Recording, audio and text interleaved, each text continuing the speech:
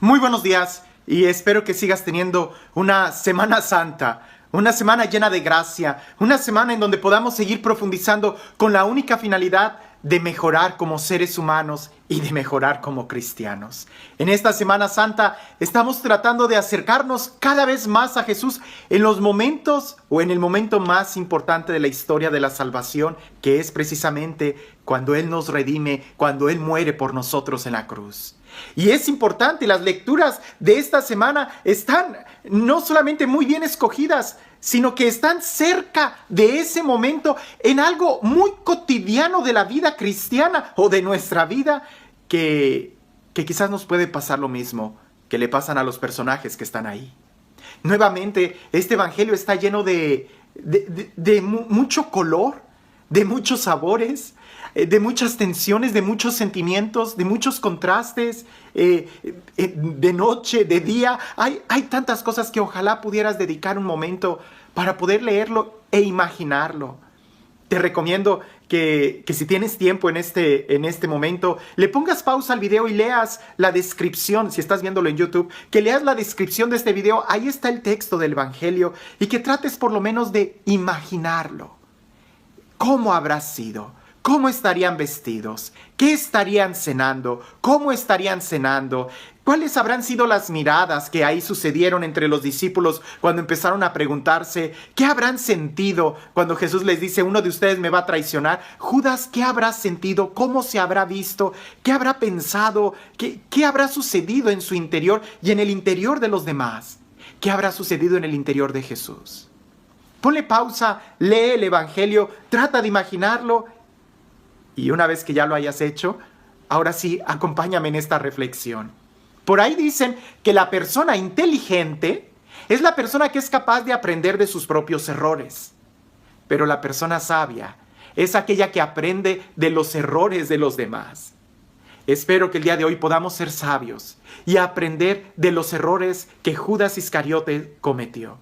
Nosotros no somos quien para juzgar, incluso ni siquiera al mismo Judas. Pero la Sagrada Escritura nos da muchos elementos para que nosotros podamos aprender de los errores que él cometió. Porque él fue uno de los elegidos del Señor, que no se nos olvide. Él fue uno de los que el Señor llamó para estar con Él y para enviarlos a predicar. En el Evangelio de Marcos, capítulo 3, versículo 13, en el Evangelio de Mateo, en el Evangelio de Lucas, vemos cómo Jesús sube al monte, pasa toda una noche en oración y luego baja y los llama. Él fue uno de los elegidos. Él fue de los que se sentó y estuvo cerca de Él, escuchando cada parábola, escuchando cada testimonio, cada explicación. Él era de los privilegiados que Jesús llamaba aparte para explicarles. Él era de los que comía, dormía, vivía con Jesús. Sin embargo, algo sucedió en la vida de Judas. Porque Judas, incluso cuando el Evangelio nos narra que fueron y anunciaron, incluso que hicieron milagros en el nombre de Jesús, dice que todos los discípulos regresaron muy contentos y le empezaron a platicar a Jesús lo que había sucedido. Judas era uno de ellos. Era uno de los que predicó y que no hay mucha duda, según el Evangelio, uno de los que predicó en el nombre de Jesús, de los que hizo milagros en el nombre de Jesús, de los discípulos de Jesús, de los que fueron apóstoles, pues fueron enviados también por él. Pero algo empezó a suceder en el corazón de Judas que poco a poco fue haciendo que se apartara su mirada.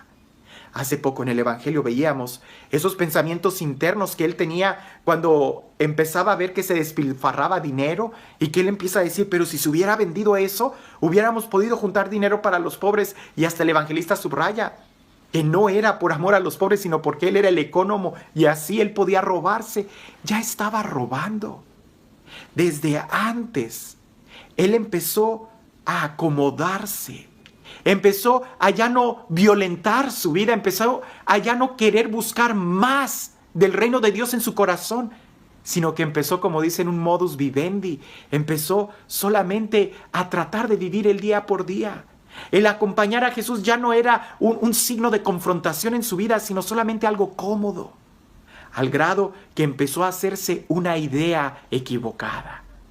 No, nosotros podemos aprender esto en nuestra vida, porque cuántas veces, y yo he sido testigo de eso, ¿Cuántas veces Dios no nos llama y no tenemos un encuentro con Él y lo amamos y lo queremos seguir, pero conforme vamos caminando con Él, dejamos de tener celo en instaurarlo en nuestro corazón y empezamos a tener celo solamente de las cosas de Dios, sin darnos cuenta en nuestro corazón?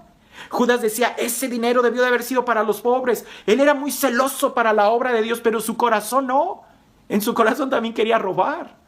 Cuando en un principio nosotros somos los que debemos de violentarnos y buscar siempre un crecimiento interior. Lo he dicho muchas veces, en la vida espiritual hay mucho más de Dios que no conocemos que lo que creemos conocer.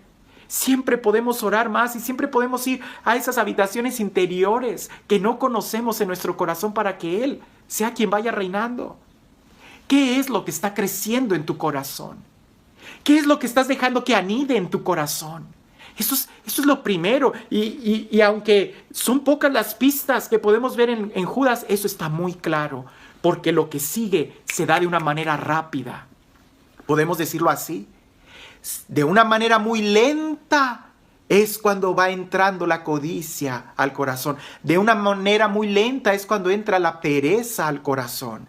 De una manera muy lenta, casi no nos damos cuenta, es cuando nos estamos enfriando en nuestro corazón y solamente actuamos por rutina. Eso se da de una manera muy lenta. Pero una vez que ya haya echado raíces, esa desidia en nuestro corazón, lo que sigue es rápido, como nos lo narra el Evangelio en la vida de Judas Iscariote. Primero, él deja de mirar a Jesús y en la noche va, busca a los sumos sacerdotes y empieza a platicar con ellos sobre cuánto me dan si les entrego a Jesús. ¿Para qué vas, Judas? ¿Para qué te pones en tentación? ¿Qué haces caminando tú solo en ese lugar de la tentación? ¿Qué haces dialogando con el enemigo? ¿Qué pretendes al poner en jaque lo que Dios te está dando a lo que puedes recibir cuando lo dejas? Aunque no lo parezca, ese es el problema más grande, el tiro de gracia, ¿verdad? Que muchos cristianos tienen. Dejan de orar, dejan de tener comunión con Dios, dejan de violentarse en su interior para instaurar primero el reino de Dios en su propia vida. Y después, de una manera muy fácil, empiezan a caminar solos, creyéndose que pueden defenderse ellos solos, cuando Jesús dice bien claro, los mandó de dos en dos, nunca solos. Pero él se creía capaz de poder sobrellevar sus planes, sus pensamientos. Él creía que eran mejores que los de Jesús y él peleaba por su plan y no por el plan de Jesús. Al grado que entra y empieza a dialogar con el enemigo y empieza a calcular si puede ganar más vendiendo a Jesús que estando con él. ¡Qué absurdo! Pero eso sucede mucho. A veces nosotros todavía pensamos, ¿qué puedo ganar más? Si vuelvo al vicio, si vuelvo a las drogas, al alcohol, si vuelvo, no sé, al adulterio, a cualquier pecado. ¿Qué es ser fiel a Jesús? ¿Qué es ser fiel que buscarlo más a Él? Empezamos ya a buscar momentos de pecado.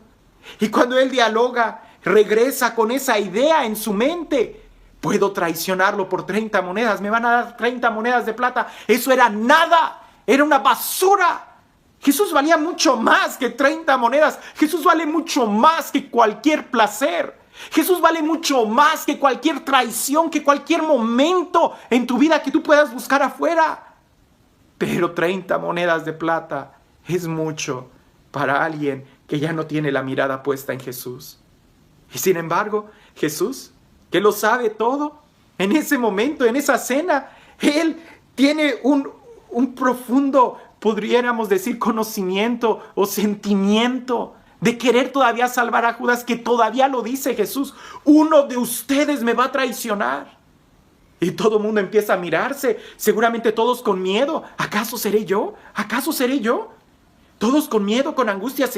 ¿Podré ser yo quien lo traicione? Eso, ese sentimiento de miedo, sí, todos podemos traicionar a Jesús si no tenemos la mirada en Él. Sí, todos podemos traicionar a Jesús si no sigues buscando instaurar el reino de Dios primero en tu corazón. Sí, todos podemos traicionarlo. Pero Judas, que ya estaba haciendo ese plan maquiavélico, le pregunta a Jesús, ¿acaso seré yo? Jesús le dice, sí, tú lo serás, tú serás quien me traicione. Muy cínico. No le hizo nada, no le pasó nada. A veces nosotros estamos en retiros. A veces vamos a una misa y ya sea que a través de la homilía, del evangelio, en algún retiro, sentimos una llamada de atención muy fuerte de Dios que va dirigida a nuestro corazón y que es como un momento de alerta de, ¡hey! Te hablo a ti. Y nosotros, ¿acaso es a mí? Es cínico. Claro que es a ti. Claro que a nosotros, a cada uno de nosotros, Dios nos habla, nos llama por nuestro nombre y está buscando ese momento de encuentro. Que nosotros seamos capaces de volver nuestra mirada, de no aceptar ese dinero. Y es que, Judas, una vez que tú te acostumbras a querer pensar que tus planes son mejores que los de Dios, entonces es muy difícil que vuelvas atrás. Cuando Judas se da cuenta de que había cometido un error, lo veremos más adelante en el Evangelio, trata de devolver las monedas para que liberen a Jesús. No, es que si quieres resolver las cosas, no lo hagas a tu manera. Hazlo a la manera de Jesús. Y la forma de haber resuelto eso no era tratando de volver a comprar a Jesús. Miren, aquí les traigo 30 monedas y les doy todavía otras 5 más para ver si me lo devuelven. No, no es como tú quieres. Lo mejor sería haberle pedido perdón a Jesús. Lo mejor sería haberte puesto de rodillas y clamar su misericordia. Pero cuando ya te acostumbras a hacer negocios con las cosas de Dios, es difícil. Por ahí hay alguna frase que dice, sí, estás muy cerca de la iglesia. Sí, estás muy cerquita del sacerdote, del coordinador del grupo. Sí, estás muy cerca, muy metido en las cosas de Dios. Pero también estás cerca de Dios, porque no es lo mismo.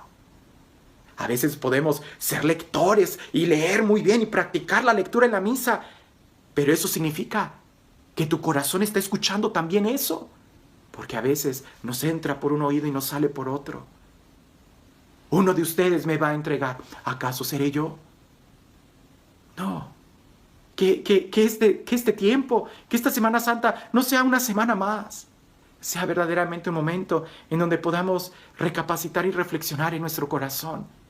Porque quizás es a nosotros a quien el Señor nos está diciendo, yo te llamé por tu nombre, yo te di mi palabra, yo te amé, yo he dado tantas cosas por ti.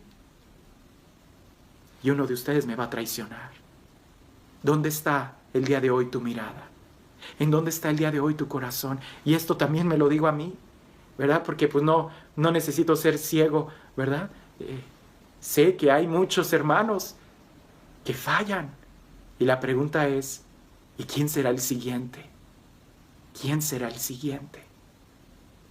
Que podamos acercarnos a Jesús, que podamos ser humildes y poner nuestra mirada en Él, regresar y buscar la instauración del reino primero en nuestro corazón. Y este Dios, el Dios del amor, de la paz, de la misericordia, el Dios que de una u otra manera nos manda no solamente señales, prodigios, profetas, no solamente la voz de su Hijo, sino que incluso nos da su propio Espíritu para que hable a nuestro corazón y nos despierte y nos muestre el verdadero valor que tiene Él y su presencia. Que sea Él quien el día de hoy te bendiga en el nombre del Padre, del Hijo y del Espíritu Santo. Puntos a reflexionar. ¿Dónde está tu mirada? ¿Dónde está tu mirada? ¿Qué es lo que estás buscando? ¿Hacia dónde te diriges? ¿Cuáles son tus tentaciones?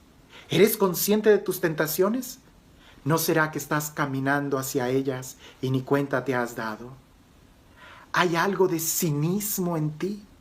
Cuando escuchas la palabra de Dios que te confronta, tú también puedes decirle, ¿acaso seré yo?